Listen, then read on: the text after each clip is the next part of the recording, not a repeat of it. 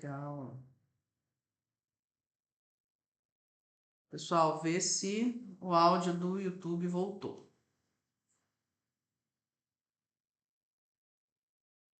O áudio do YouTube tá ok? Me sinalizem, por gentileza. YouTube.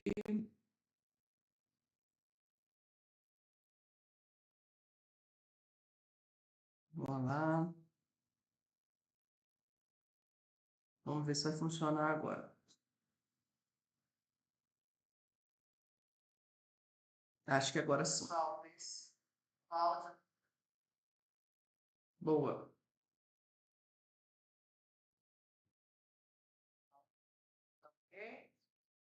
Bora lá então voltar. Bom, recapitulando para quem eu parei aqui, a gente vai voltar. A minha pergunta é o seguinte: o cargo das pessoas do seu time é decorativo? Sim ou não? Pode colocar aí para mim nos comentários. O cargo das pessoas que trabalham com você, que são líderes de outros funcionários. Sabe por quê? Porque se você não deixa o seu supervisor supervisionar, você não deixa o coordenador coordenar, você não deixa o analista analisar, para que você tem essas pessoas abaixo de você? Para que você não deixa? Por que você não deixa? E aí muitas vezes eu escuto assim, Aline, é porque o fulano não sabe fazer. Você já ensinou? Você já gastou seu tempo ensinando? O que essas pessoas não conseguem fazer? Você trata essas pessoas como se elas não fossem capazes de fazer? Então, gente, a voz vai chegar no lugar, pode ficar calmo. Eu gosto até de contar um caso que é o seguinte: tinha um gestor que eu estava atendendo que ele tinha 11 gestores abaixo dele, então é uma empresa grande, né? 8 analistas, então você vê que realmente é uma estrutura grande.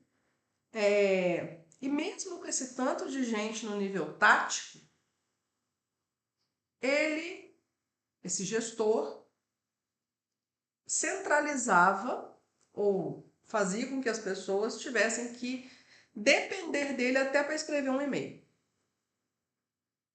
Então ele não aceitava que mandasse e-mail para outras pessoas de outros times se o e-mail não passasse por ele primeiro, para ele fazer a revisão. Agora você pensa, gente, 11 gestores e 8 analistas abaixo dele. Como que essa gestão era travada? Então as pessoas não podiam se expressar, inclusive, no e-mail. Quando essa pessoa estava dentro de um grupo, né, esse gestor estava dentro de um grupo, o grupo nem funcionava. Porque as pessoas tinham medo de se expressar. Medo de falar aquilo que realmente estava acontecendo. Por quê? Tinham medo da reação desse gestor. Então, por exemplo, assuntos um pouco mais complicados como programação, reclamação de cliente, esse gestor tinha que fazer tudo com as próprias mãos. Ele não confiava no analista para poder fazer. O que isso significa? Que esse gestor, com 19 pessoas abaixo, estava se comportando como um gestor babá. O que é babá? É aquele que cuida ou dá cuidados muito básicos para um outro gestor que tem capacidade de fazer as coisas, mas que não é permitido. Então tem muito gestor que não permite os seus liderados serem gestores. E isso vai virando uma confusão, porque você que centraliza está deixando de fazer o seu, porque alguém com 19 pessoas abaixo no nível de tático, com certeza tem muitas responsabilidades, já devia estar respondendo num nível hierárquico para a diretoria, com muita coisa para fazer, só que você se perde em detalhes. se perde em picuinhas. Então, ao invés de você estar pensando estratégia de negócio, de estar falando sobre indicadores, de estar resolvendo problemas maiores, você está se preocupando se o fulano faltou, se o fulano lá na ponta está entregando ou não entregou atestado. Isso é coisa que o seu supervisor tem que resolver. Ah, mas o meu supervisor não dá conta de resolver. Ensina. Por que você não ensinou ainda? Então, você trata seus supervisores como se eles não fossem capazes de fazer. Esse é um ponto. Você não estabelece os limites do que você vai resolver e o que a pessoa tem que resolver. E aí você vai trazendo tudo para si. Deixa que eu faço, deixa que eu resolvo, me dá aqui. E aí tem um outro detalhe. Pior, que inclusive nesse exemplo que eu trouxe aqui desse gestor que centralizava muito. Quando alguém da equipe dele, lá dos 11 gestores que ele tem, tomava alguma iniciativa de, eu vou resolver isso aqui, depois eu comunico com o fulano. Quando ele tomava alguma iniciativa, alguém, né, algum gestor abaixo dele tomava alguma iniciativa e chegava já com o resultado pronto, ele reagia mal. Ao invés dele reconhecer, parabenizar, fazer algumas correções que porventura fossem necessárias, ele reagia mal. Ou seja, ele brigava com a pessoa por ela ter tido iniciativa de resolver uma coisa que é da alçada da pessoa. Só, gente, que quanto mais a gente reage desse jeito, pior vai ficando. Porque você não educa a sua equipe. A sua equipe não vai aprender que ela precisa tomar, né, os seus supervisores, os seus coordenadores não vão aprender que eles precisam tomar determinadas atitudes por eles mesmos e responder pelas consequências das suas atitudes.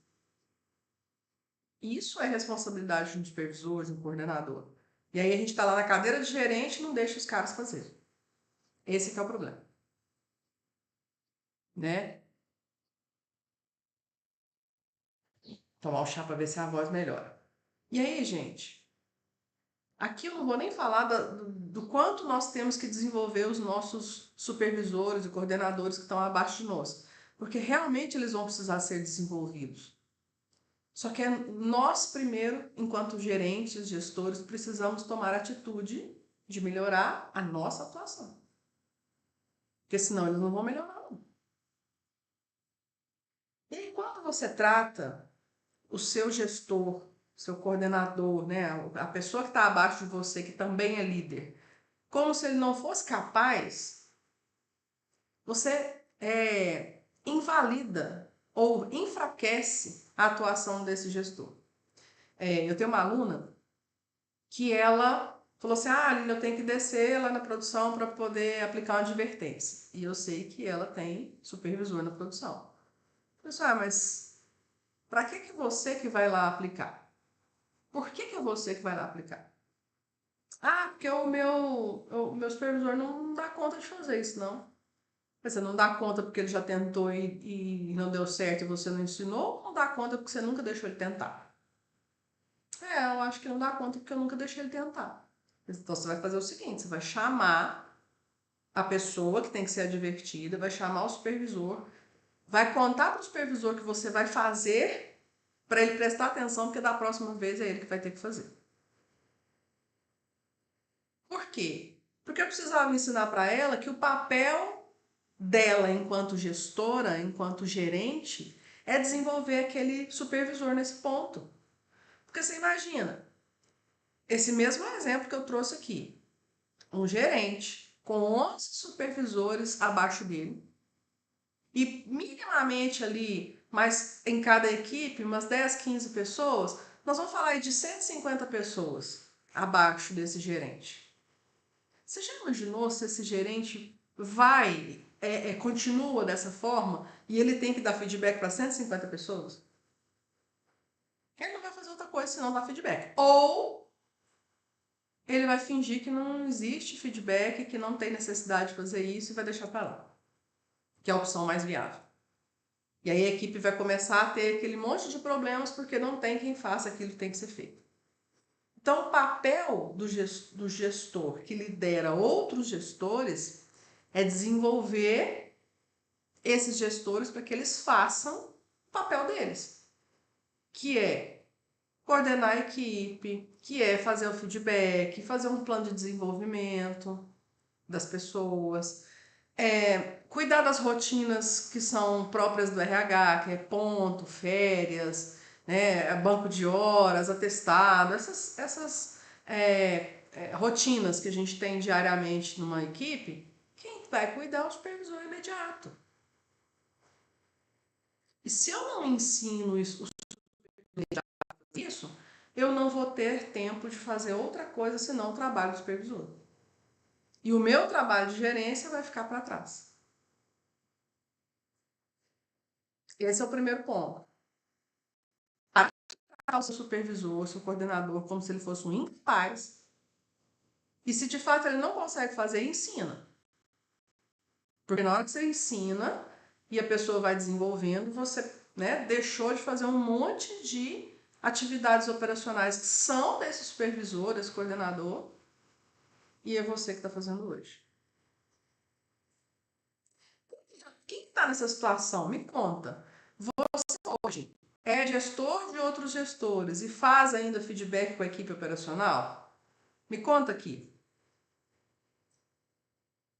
Eu falo do feedback porque ele é muito comum isso acontecer, né? De ter um gerente, ter um coordenador que lida diretamente com o operacional, mas quem faz o feedback com o operacional é o gerente e não o coordenador. Isso é muito comum, né? E é um erro justamente porque o líder imediato é que precisa tomar essas atitudes para não sobrecarregar, né, o próximo nível.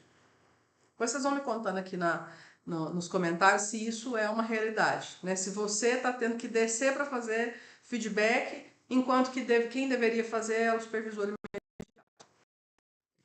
O segundo ponto, quando eu não estabeleço alguns tipos de limite, e aí tem umas questões que são próprias do nosso ego. Então, muitas vezes, eu quero estar lá na ponta, eu quero estar lá conversando com o operacional, sabe por quê? Porque eu quero ser o herói ou o mocinho da história. Eu quero ser a heroína ou a mocinha da história. Pelo amor de Deus, gente, papel de gestor industrial não é ser o mocinho, o herói da história. Não é. Você não vai ser a pessoa que vai ser o salvador ou a salvadora da pátria aí, não. Porque muitas vezes você vai ter que tomar decisões que são impopulares, você vai ter que tomar atitudes que vai desagradar. O papel do gestor, ele é ser conector. Você precisa saber conectar as pontas. Interesse da produção, interesse da manutenção, interesse da qualidade, interesse da diretoria, interesse de funcionário. Conectar e equilibrar esses interesses. Então você não vai puxar para um lado mais do que para o outro. Você vai equilibrar esses interesses. E aí, ninguém deveria ir para uma frente de liderança esperando ser amado. Pelo amor de Deus. Ser amado você vai ser em casa, com os seus. Fábrica não é lugar disso não. Fábrica é lugar de resultado, de um ambiente agradável para trabalhar, porque ninguém merece trabalhar num ambiente tóxico, ruim. Ok, mas isso não significa que você tem que amar todo mundo que está lá, não. E muitas vezes vocês vão ver grandes líderes falando sobre isso. Outro dia eu postei até um vídeo aqui do Bernardinho falando: eu não quero ser amado. Líder não tem que ser amado, líder é chato. O bom líder é igual uma mãe chata. E é mesmo. Por quê? Quando eu cobro de você é porque eu não desisti de você. Eu falo isso toda vez que eu vou sentar para fazer um feedback difícil, gente. A primeira coisa que eu falo com o funcionário é: olha, se a gente está aqui conversando e tendo essa conversa difícil, é porque eu não desisti de você, eu quero te desenvolver. Mas nós vamos ter que conversar sobre coisas difíceis. Então, Se você ainda tem a pretensão de ser amado ou amada dentro de uma gestão industrial, reveja os seus conceitos. Bom dia, Cristina. Depois você conta aqui. Você começou a frase, depois pode completar.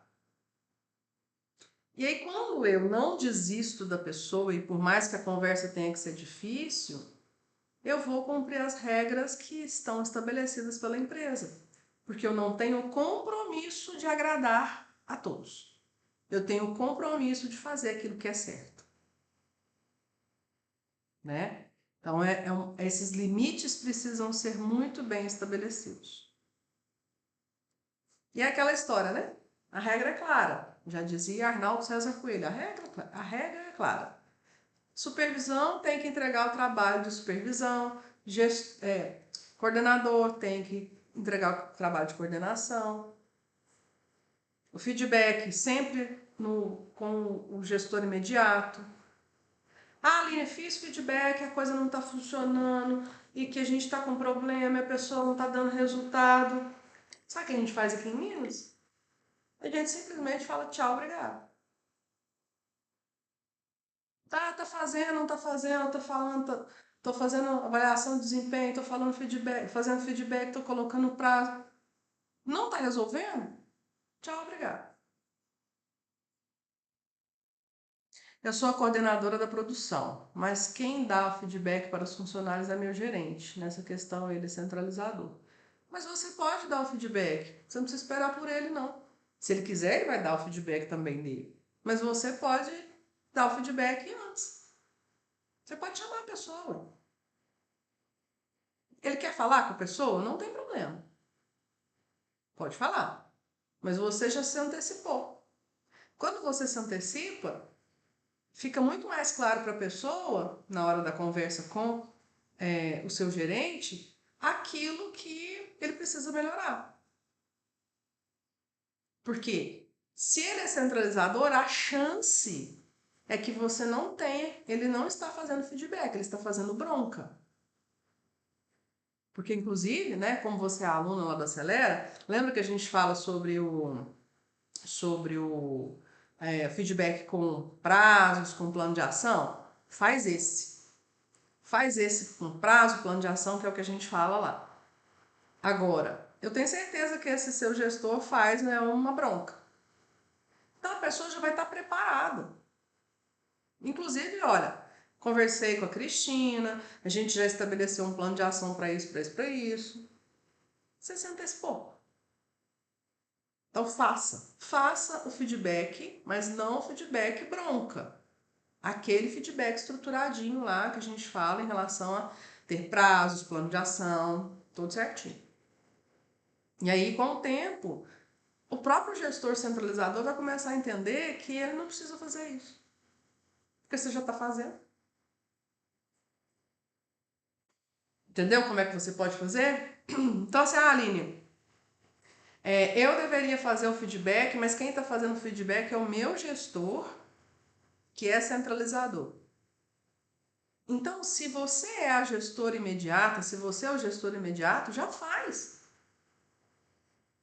Ele vai ter outro feedback depois com o seu gestor, já vai estar direcionado com um plano de ação, com prazos, né, com debate sobre o assunto, sobre o fato.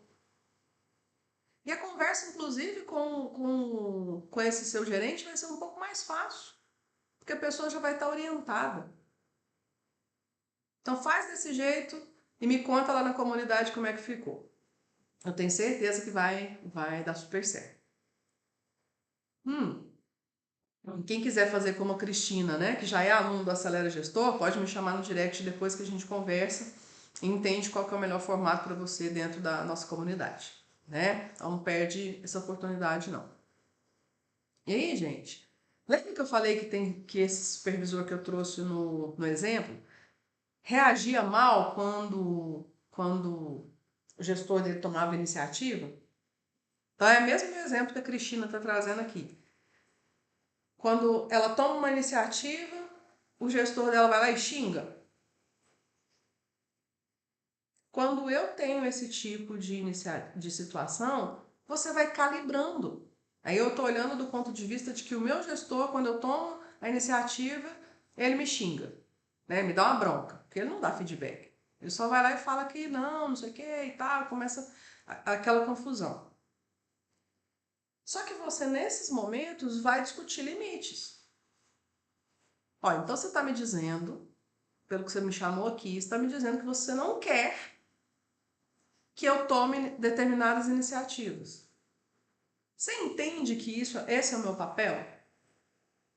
Que se eu não estiver fazendo isso, eu estou fugindo do meu papel? Então você está me liberando desse meu papel? Só para eu entender. Isso é deboche, tá, gente? Mas só para eu entender. Quando eu sou o gestor ou a gestora centralizador, eu preciso saber ensinar os limites que eu gostaria. Porque a confiança, gente, a gente vai conquistando. Confiança a gente não pede. Então, muitas vezes, esse gestor centralizador, ele não confia. Então, ele precisa passar por um processo de... A gente faz esse processo de confiança negociando. Ó, eu não gostaria de que você fizesse isso não, mas eu quero acompanhar para poder você fazer e eu entender que você consegue fazer e lá para frente você fazer sozinho.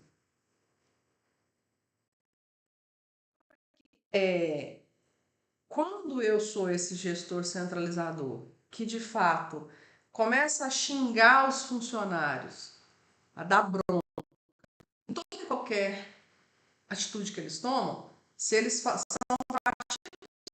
dou bronca. Se eles ficam quietos, eu dou bronca. Então a pessoa fica, não vou arriscar, porque de qualquer maneira eu vou tomar bronca.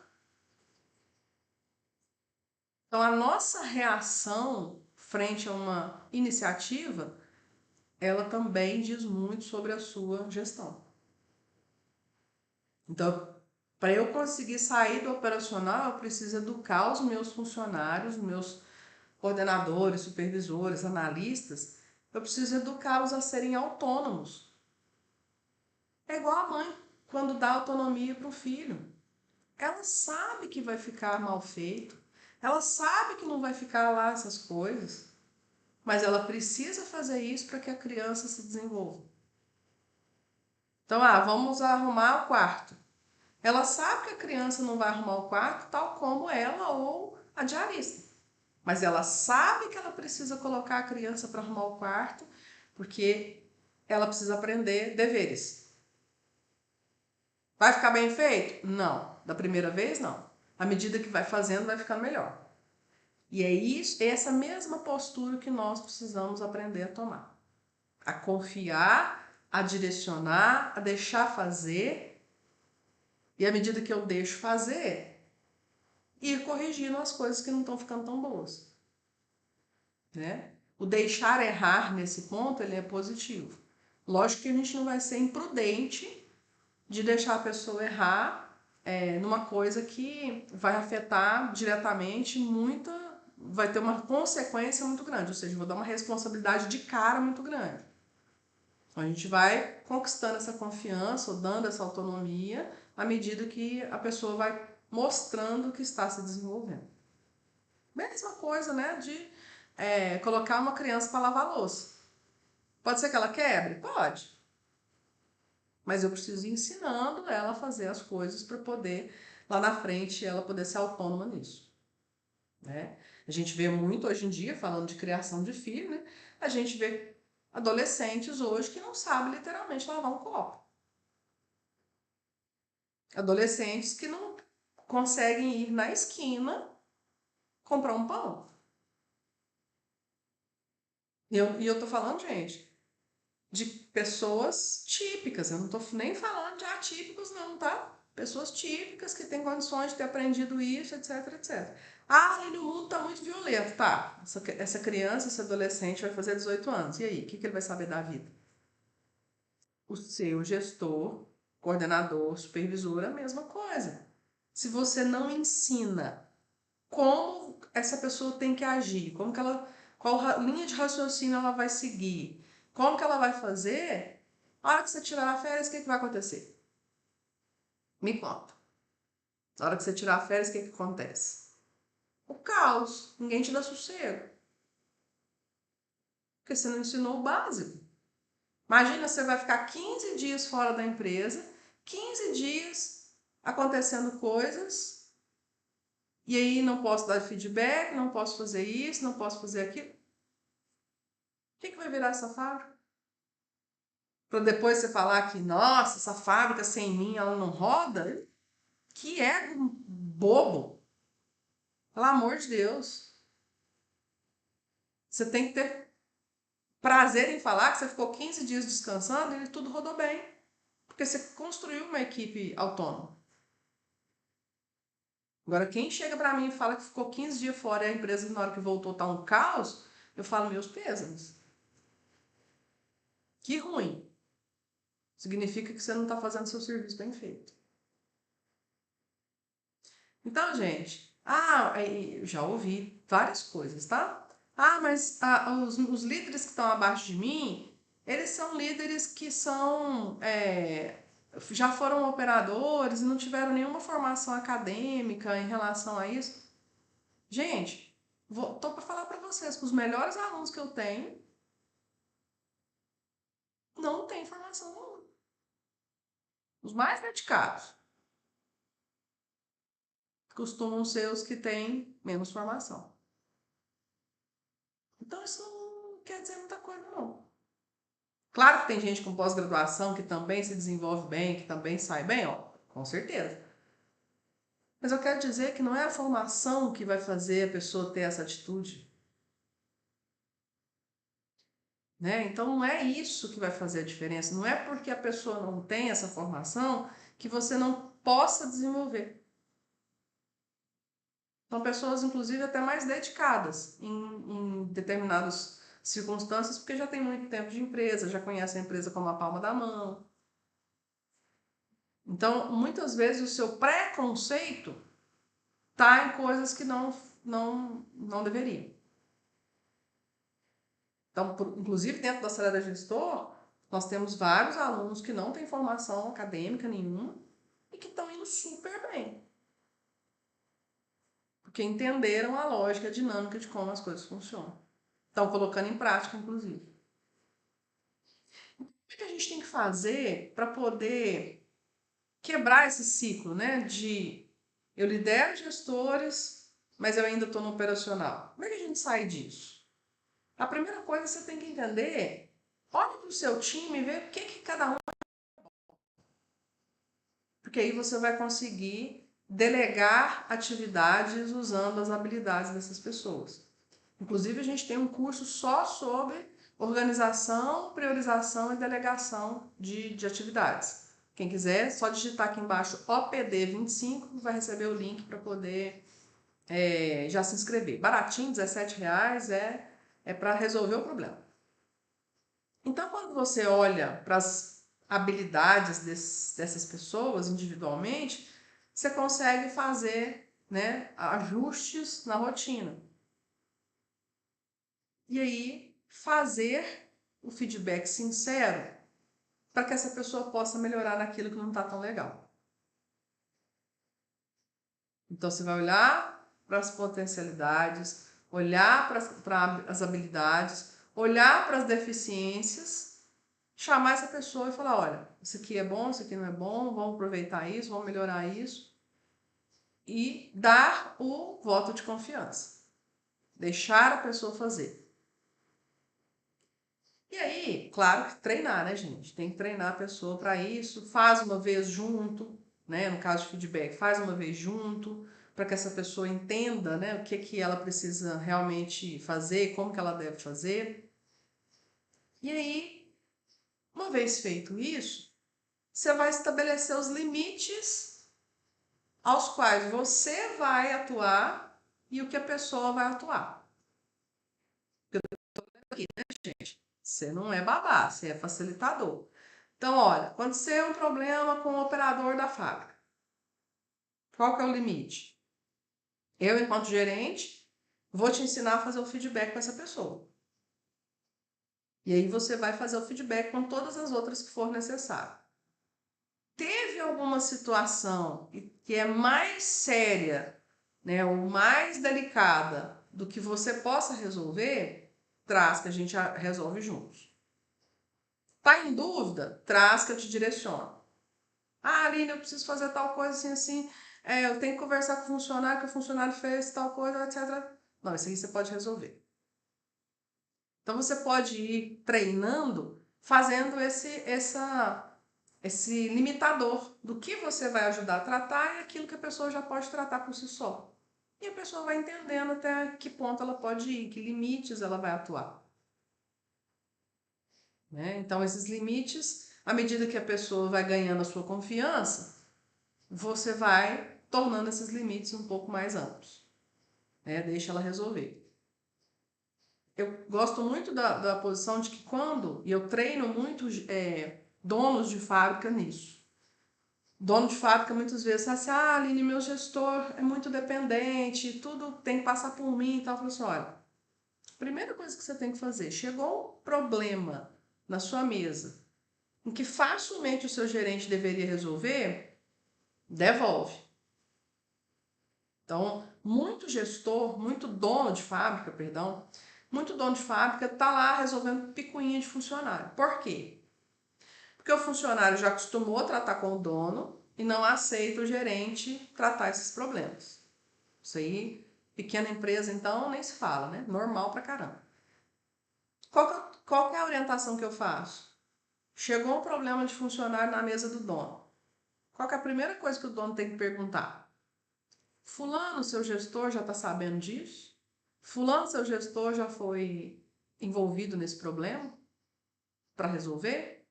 Ah, não, não falei com ele não. Essa é a frase que a grande maioria vai ouvir. Então você vai voltar lá, falar com o seu gestor. Se ele não der conta de resolver, vocês dois vêm aqui para a gente resolver juntos. E aí você começa a criar esse limite de que assim, olha, não adianta eu levar para o dono da fábrica que ele vai devolver para o gerente. Mas poucas vezes, quando o dono faz isso, a equipe já aprende que tem que ir no gerente primeiro. Sempre vai ter um ou outro teimosinho aí, mas se persistir nesse direcionamento vai dar certo. Você é a mesma coisa. Você é gerente. Tem um supervisor abaixo de você. Mas os funcionários, eles já acostumaram a resolver as coisas com você. E você, naquelas ânsias de ser, né, de resolver tudo rápido, resolve sem passar pela supervisão. O que eu te oriento a fazer? Devolve para o supervisor. Devolve. Devolve para o supervisor, sabe por quê? Ele precisa aprender a tomar as decisões. Você não pode tomar as decisões no lugar dele, porque senão a coisa não vai rodar.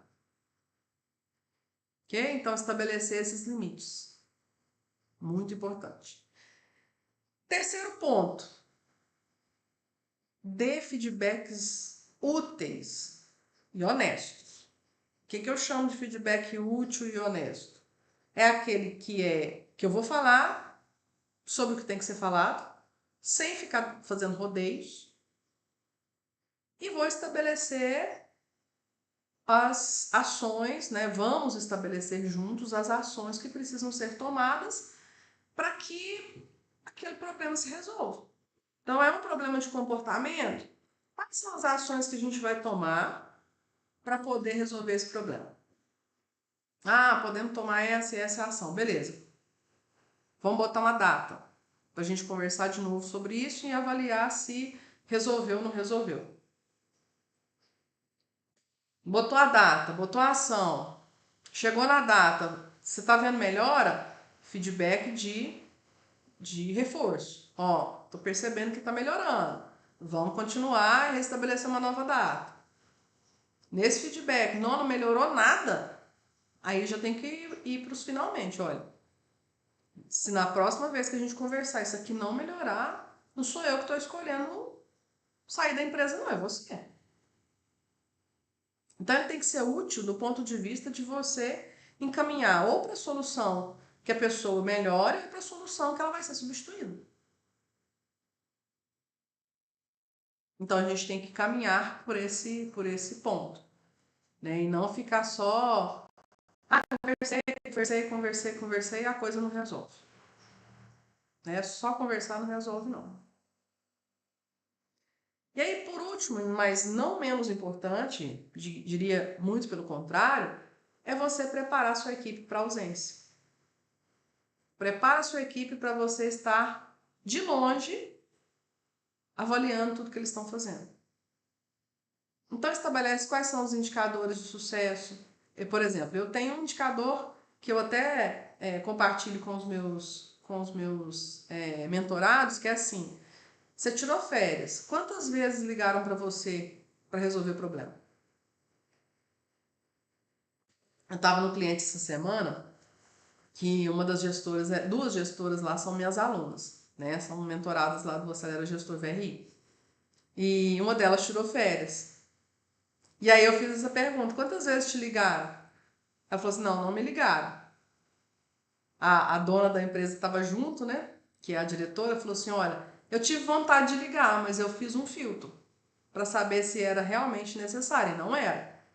Eu falei: então você estava com saudade, né? Ela acho que era mais saudade do que qualquer outra coisa. A outra gestora que ficou também, que é a aluna, falou assim: eu também tive vontade de ligar, mas eu me segurei porque eu sabia e me fiz a pergunta se era realmente necessário.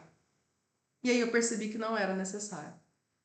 Então, quando a gente faz isso, a gente educa o ambiente para ter sossego na hora das nossas férias.